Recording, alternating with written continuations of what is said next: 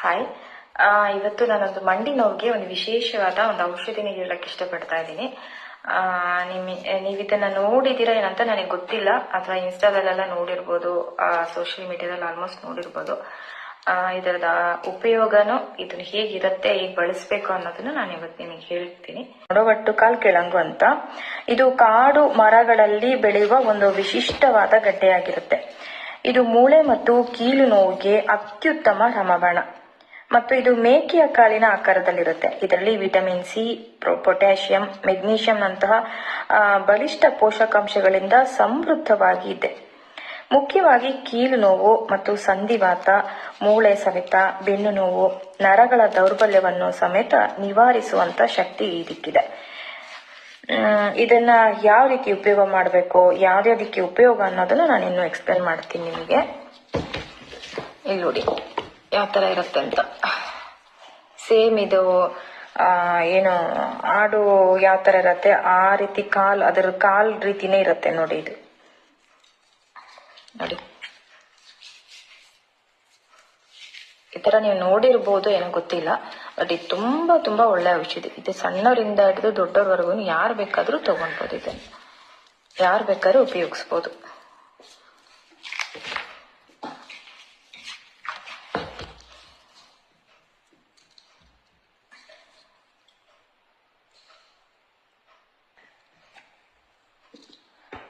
ಇದು ಹೇಗೆ ಬಳಸ್ಬೇಕು ಅನ್ನೋದು ನಾನು ಹೇಳ್ತೀನಿ ನಿಮಗೆ. ಯಾವ ರೀತಿ ಬಳಸ್ಬೇಕು, ಇದು ಹೇಗೆ ಕ್ಲೀನ್ ಮಾಡಬೇಕು ಅನ್ನೋದು ನಾನು ತೋರಿಸ್ಕೊಡ್ತೀನಿ ನಿಮಗೆ.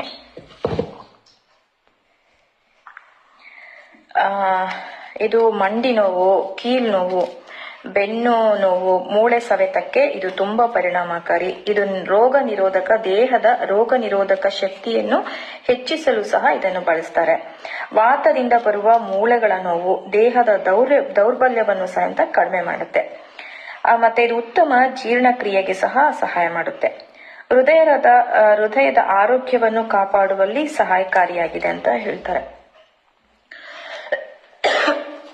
ಇದು ಹೇಗೆ ಕ್ಲೀನ್ ಮಾಡೋದು ಅಂತ ತೋರಿಸ್ತೀನಿ ನೋಡಿ. ನೋಡಿ, ಹೀಗೆ ಸ್ಲೈಸ್ ಆಗಿ ಇದು ಈ ಲೇಯರ್ನ ತಗೊಳ್ಬೇಕು. ಈ ಸಿಪ್ಪೆ ಕ್ಲೀನ್ ಆಗಿ ಎಲ್ಲದನ್ನು ಈ ಸಿಪ್ಪೆಗಳು ತೆಗಿಬೇಕು. ನೋಡಿ,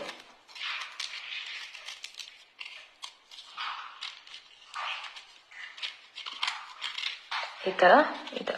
ನೋಡಿ, ಸೇಮ್ ಈಗ ನಾವು ಆಲೂಗೆಡ್ಡೆನ ಸಿಪ್ಪೆ ತೆಗ್ದಾಗ ಹೇಗೆ ಅದ ಅಂಶ ಕಾಣತ್ತೆ ಒಳಗಡೆ, ಅದೇ ತರನೇ ಇರುತ್ತೆ ಇದು.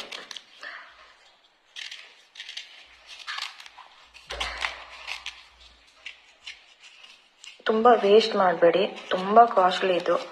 ವೇಸ್ಟ್ ಮಾಡಬೇಡಿ. ಬೈ ಚಾನ್ಸ್ ಏನಾದ್ರು ನಿಮ್ಗೆ ಸಿಕ್ಕಿದ್ರೆ ನಿಮಗೆ ತಗೊಂಡ್ರೆ. ನೋಡಿ,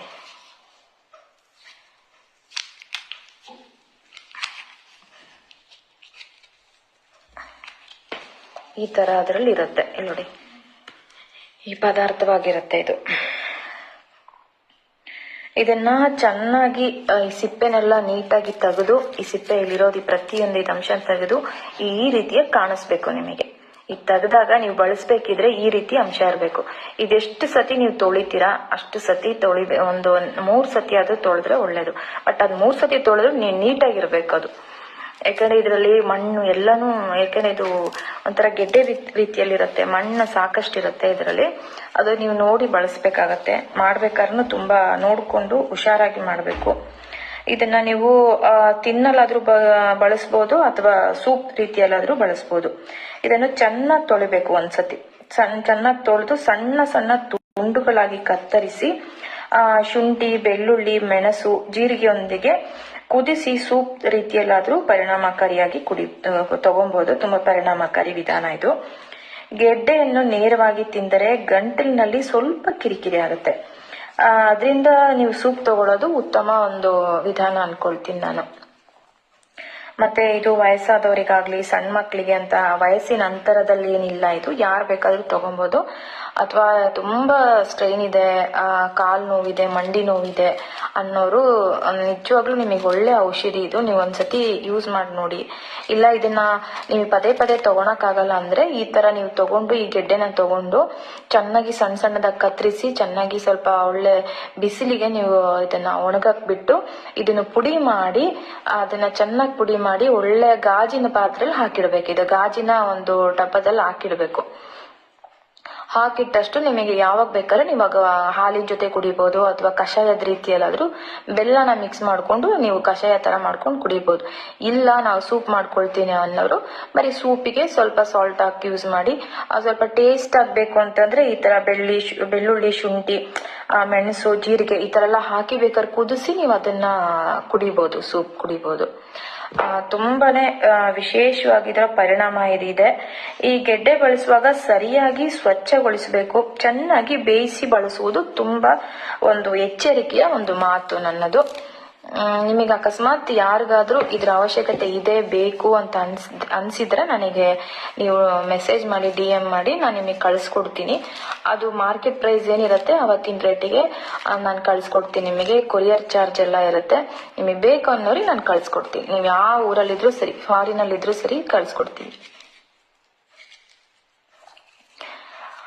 ಒಂದ್ಸತಿ ನೀವು ತುಂಬಾ ಮಾತ್ರೆ ತಗೊಳೋರು, ತುಂಬಾನೇ ಟ್ರೀಟ್ಮೆಂಟ್ ಅಲ್ಲಿರೋರು ಒಂದು ಸತಿ ಇದನ್ನ ತಗೊಂಡ್ ನೋಡಿ. ತುಂಬಾನೇ ಒಳ್ಳೆ ಔಷಧಿ ಮಾತ್ರ ಇದು. ಯಾವ್ದಾವ್ದಕ್ಕೋ ಮೊರೆ ಹೋಗಿ ಎಲ್ಲೆಲ್ಲೋ ಸುತ್ತಾಡಿ ಏನೇನೋ ಮಾಡ್ಕೊಳ್ತಾ ಆ ಮೆಡಿಸನ್ ತಗೊಳ್ತಾ ಆಗದೆ ಇನ್ನೂ ಕಷ್ಟ ಪಡ್ತಿದ್ದವ್ರ ಇದ್ರೆ ಯಾರಾದ್ರೂ ದಯವಿಟ್ಟು ನನಗೆ ಮೆಸೇಜ್ ಮಾಡಿ, ನಾನು ನಿಮಗೆ ಕಳಿಸ್ಕೊಡ್ತೀನಿ. ಆಮೇಲೆ ಮೈಕೈ ನೋವಿರೋರು ಇದನ್ನ ಸೂಪ್ ರೀತಿಯಲ್ಲಿ ತಗೊಬಹುದು ಅಥವಾ ಇದನ್ನ ಬೇಯಿಸ್ಬಿಟ್ಟಾದ್ರೂ ನೀವು ತಿನ್ಬಹುದು. ಯಾವ ರೀತಿಯಲ್ಲಾದ್ರೂ ತಿನ್ಬಹುದು. ತುಂಬಾನೇ ಒಳ್ಳೆ ಔಷಧಿ. ನಿಮಗೆ ಯಾರಿಗಾದ್ರೂ ಇದ್ರ ಅವಶ್ಯಕತೆ ಇತ್ತಂದ್ರೆ ನನಗೆ ಮೆಸೇಜ್ ಮಾಡಿ, ನಾನು ಕಳಿಸ್ಕೊಡ್ತೀನಿ. ನನಗೆ ಪಿನ್ ಕೋಡು, ಅಡ್ರೆಸ್ ನೀಟಾಗಿ ಕರೆಕ್ಟಾಗಿ ಇರಬೇಕು ಕೊರಿಯರ್ ಮಾಡೋದು. ಮತ್ತು ಅದು ನನಗೆ ರಿಟರ್ನ್ ಆಗಬಾರ್ದು. ನನಗೆ ತುಂಬ ಎಲ್ಲ ರಿಟರ್ನ್ ಬಂದಿದೆ ಅಡ್ರೆಸ್ ಸರಿ ಇಲ್ಲದೆ. ನೀವು ಅದನ್ನು address, phone number with phone number, ಒಂದು ಅಡಿಷ್ನಲ್ ಫೋನ್ ನಂಬರ್ನು ನೀವು ಅದೆಲ್ಲ ಹಾಕಿರಿ. ನಾನು ನಿಮಗೆ ಅವತ್ತಿನ ಮಾರ್ಕೆಟ್ ರೇಟ್ ಏನಿದೆ ನೋಡ್ಕೊಂಡು ನಾನು ಕಳಿಸ್ಕೊಡ್ತೀನಿ. Okay, thank you, bye.